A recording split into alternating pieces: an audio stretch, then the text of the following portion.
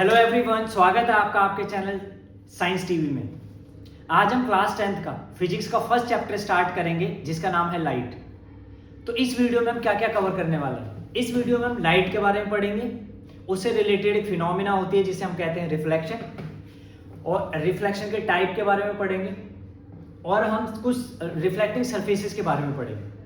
तो आइए स्टार्ट करते हैं कि सबसे पहले हम ये जानते हैं कि लाइट क्या होता है।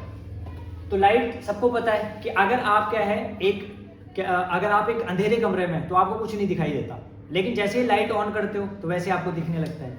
तो बच्चों, ऐसा क्यों होता है? ऐसा इसलिए होता है क्योंकि लाइट एक फॉर्म ऑफ एनर्जी है जिसकी वजह से हमारे आंखों में देखने की क्षमता प्रोड्यूस होती है। कहने का मतलब light is a form of energy which produces sensation. अगर मैं कहूँ कि लाइट क्या है, तो light is a form of energy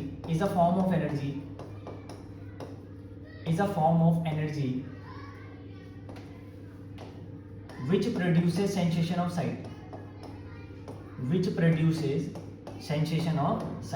ठीक है, अभी हमको समझ आ गया कि लाइट वो फॉर्म ऑफ एनर्जी है जिसकी वजह से हमको दिखाई दे रहा है। अच्छा, लाइट से फिनोमिना रिलेटेड है, और वो फिनोमिना क्या होती है? वो फिनोमिना ऐसी होती है कि मान लो कि आपके पास एक पॉलिश सरफेस है। तो जैसे क्या होता है कि लाइट किसी पॉलिश सरफेस से टकराती है तो वो बाउंस बैक हो जाती है। इसी बाउंसिंग बैक फिनोमिना को हम रिफ्लेक्शन बोलते हैं। तो हम पहले इसमें क्या डिस्कस करने वाले हैं? रिफ्लेक्शन के बारे में डिस्कस करने वाले हैं। तो रिफ्लेक्शन क्या होता है? तो रिफ्लेक्शन हमको पता लग गया है। रिफ्लेक्शन क्या होता है? रिफ्लेक्शन होता है bouncing back phenomena of light. मतलब लाइट आ रही है, टकरा रही है, टकराने के बाद वापस चली जा रही है, इसी को रिफ्लेक्शन बोल रहे हैं।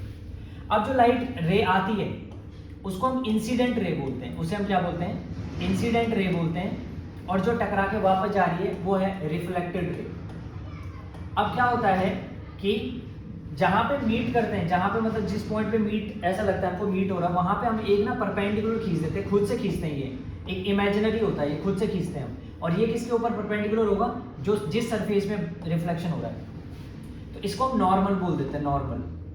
तो अब होता क्या है कि जो इंसिडेंट रे है और नॉर्मल, तो उसके बीच में जो एंगल बनता है उसे एंगल ऑफ इंसिडेंस बोलते हैं। और रिफ्लेक्टेड रे और नॉर्मल के बीच में एंगल ऑफ रिफ्लेक्शन। तो इसके कुछ लॉज होते हैं, किसके? रिफ्लेक्शन के। तो एक्चुअली में रिफ्लेक्शन है क्या? तो बच्चों, रिफ्लेक्शन क्या है? Bouncing back phenomena. रिफ्लेक्शन क्या है? Bouncing back phenomena of light.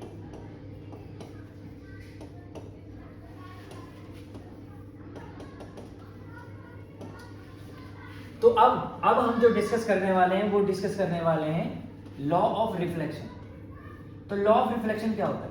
तो पहला लॉ बहुत बेसिक, हमने छोटी क्लासेस में भी पढ़ा है कि लॉ ऑफ रिफ्लेक्शन क्या होता है। तो देखो, पहला लॉ क्या कहता है? पहला लॉ कहता है कि जो इंसिडेंट रे होगी, रिफ्लेक्टेड रे होगी, जो इंसिडेंट रे होगी, रिफ्लेक्टेड रे होगी एंड नॉर्मल, और जो नॉर्मल होगा लाई एट सेम प्लेन।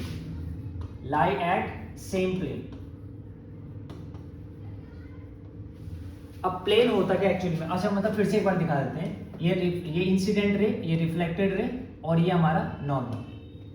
तो तीनों जो होते हैं वो एक ही प्लेन पे लाई करते हैं। एक ही प्लेन पे लाई करने का मतलब क्या है? एक ही प्लेन पे लाई करने का मतलब वो एक ही प्लेन में होंगे। प्लेन ऐसा होगा, ऐसा। ये इंसिडेंट रे गिरी, फिर ये रिफ्लेक्टेड रे, और यहाँ पे नॉर्मल, तीनों एक ही प्लेन पे होंगे। ठीक है, ये पहला लॉ है। दूसरा लॉ क्या है कि एंगल ऑफ इंसिडेंस और एंगल ऑफ रिफ्लेक्शन हमेशा इक्वल होंगे। कि ये जो एंगल बन रहा है, एंगल ऑफ इंसिडेंस और एंगल ऑफ रिफ्लेक्शन, हमेशा दोनों क्या होंगे? बराबर होंगे। एंगल ऑफ इंसिडेंस क्या मतलब? मान लो कि एंगल ऑफ इंसिडेंस 30 डिग्री है, तो एंगल ऑफ रिफ्लेक्शन भी कितना हो जाएगा? 30 डिग्री। समझ आया होगा, बहुत ही आसान है। ठीक है, अब हम ये पढ़ेंगे कि रिफ्लेक्टिंग सरफेस क्या होती है। मतलब जहां पे टकरा रही है लाइट, वो भी उसको हम जहां पे टकरा रही है, टकरा के वापस जा रही है, तो इसको हम रिफ्लेक्टिंग सरफेस बोलते हैं। अब ये भी दो टाइप की होती है रिफ्लेक्टिंग सरफेस। कौन कौन सी होती है? तो रिफ्लेक्टिंग सरफेस होती है दो टाइप की। एक होती है हमारी स्मूथ, और एक होगी हमारी रफ। तो स्मूथ रिफ्लेक्टिंग सरफेस क्या होगी? स्मूथ रिफ्लेक्टिंग सरफेस बच्चों वो होगी जहां पे इरेगुलरिटी बहुत कम होगी। माइक्रोस्कोपिक लेवल पे देखने पर वहां पे इरेगुलरिटी बहुत कम होगी। स्मूथ सबको पता ही है, टेबल की सरफेस स्मूथ है ना, स्मूथ मतलब है ना, तो वहां पे इरेगुलरिटी कम होती है। तो ऐसी सरफेस में जब क्या है, लाइट गिरती है, जैसे मान लो इंसिडेंट रे गिरी तो ऐसे रिफ्लेक्ट होगी, दूसरी इंसिडेंट रे गिरेगी तो ऐसे रिफ्लेक्ट होगी, ऐसे इंसिडेंट रे गिरी तो ऐसे रिफ्लेक्ट होगी। तो ये जो स्मूथ रिफ्लेक्टिंग सरफेस होती है, इससे होने वाला जो रिफ्लेक्शन होता है उसको हम रेगुलर रिफ्लेक्शन बोलते हैं। क्या बोलते हैं? Regular reflection. इसको बोलते हैं रेगुलर रिफ्लेक्शन। और दूसरी टाइप की सरफेस होगी इर्रेगुलर। इर्रेगुलर मतलब रफ। रफ कैसे होता है? देखो ऐसे करके, ऐसे करके अगर माइक्रोस्कोपिकली लेवल पे देखा जाए रफ एक्चुअली में क्या है। मान लो एक टेबल की सरफेस स्मूथ है, उसके ऊपर तुमने क्या है छोटे छोटे मतलब रेत डाल दी, मान लो तो रेत मतलब हल्के छोटे छोटे कहीं मिट्टी के पार्टिकल डाल दिए तो रफ हो जाएगी सरफेस। तो ये रफ सरफेस है मान लो। इससे इस पे जब क्या है लाइट हिट करेगी, जैसे मान लो यहाँ पे हिट कर रही लाइट, तो कोई तो ऐसे चली जाएगी, और जो ये वैली में कोई ऐसे चली जाएगी, कोई ऐसे चली जाएगी, है ना। तो इरेगुलर सा पैटर्न बनेगा। इसको हम बोलते हैं, इस तरीके के रिफ्लेक्शन को हम बोलते हैं डिफ्यूज रिफ्लेक्शन। इस तरीके के रिफ्लेक्शन को हम क्या बोलते हैं? Diffuse reflection. इस तरीके के रिफ्लेक्शन को हम क्या बोलते हैं? Diffuse reflection. स्मूथ सरफेस से जो रिफ्लेक्शन होगा वो रेगुलर रिफ्लेक्शन, और रफ सरफेस से जो रिफ्लेक्शन होगा वो होगा डिफ्यूज रिफ्लेक्शन। आ गया होगा समझ में? ठीक है। सरफेसेस कितनी टाइप की रिफ्लेक्टिंग सरफेस? दो टाइप की। कौन कौन सी? Smooth surface, rough surface. इससे होने स्मूथ से होने वाला रिफ्लेक्शन रेगुलर रिफ्लेक्शन, और रफ से होने वाला रिफ्लेक्शन डिफ्यूज रिफ्लेक्शन। डन है? All done? ठीक है। तो आपको ये समझ आ गया होगा। ठीक है। अब क्या होता है? अब ये जो स्मूथ सरफेस होती है, अगर मैं कहूं कि अगर मैं स्मूथ सरफेस को पॉलिश कर दूं, तो स्मूथ पॉलिश्ड सरफेस को हम एक मस्त सा नाम देते हैं, उसे हम बोलते हैं मिरर। स्मूथ पॉलिश सरफेस को हम क्या बोलते हैं? उसे बोलते हैं हम मिरर। और मिरर तो सबने देख ही रखा है। मिरर दो टाइप के होते हैं। एक होता है हमारा प्लेन मिरर, एक है हमारा प्लेन मिरर, और दूसरा है कौन सा मिरर? दूसरा है स्फेरिकल मिरर। दूसरा कौन सा मिरर है? Spherical mirror.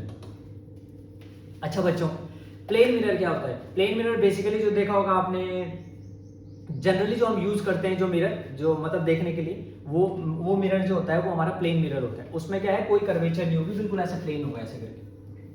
मतलब जो ड्रेसिंग टेबल में जो मिरर लगा होता है वो हमारा प्लेन मिरर होता है।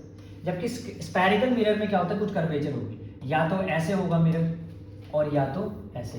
मतलब ये जो मैं ऐसे ये डॉट डॉट डॉट कर रहा हूँ, इसका मतलब होता है क्या कि ये पॉलिश्ड इस साइड से पॉलिश्ड है तो यहाँ से रिफ्लेक्शन होगा।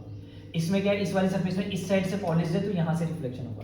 अगर जो रिफ्लेक्टिंग सरफेस है वो आउटवर्ड है तो इसे हम कॉन्वेक्स मिरर बोलते हैं। कौन सा मिरर बोलते हैं? Convex mirror. और अगर क्या है, रिफ्लेक्टिंग सरफेस इनवर्ड है तो इसे हम कॉनकेव मिरर बोलते हैं। कौन सी मिरर बोलते हैं? Concave mirror. आ गया होगा समझ में? तो इससे रिलेटेड कुछ टर्म्स होती हैं जिसे हम अगली वीडियो में डिस्कस करेंगे। अच्छा पहले देख लो, एक बार देख लो हमने क्या क्या पढ़ा। हमने ये पढ़ा कि देखो रिफ्लेक्शन क्या होता है? Bouncing back phenomena, incident ray, reflecting रे, एंगल ऑफ रिफ्लेक्शन से कहते हैं एंगल ऑफ इंसिडेंस। हमेशा angle of incidence angle of reflection के बराबर होता है। रेगुलर रिफ्लेक्शन कुछ इस तरीके से होता है, जबकि इर्रेगुलर रिफ्लेक्शन हमको इस तरीके से दिखाई देता है। ये समझ आया होगा? ठीक है। बाकी की जो टर्म्स होंगी वो नेक्स्ट वीडियो में डिस्कस करेंगे। Thank you for watching.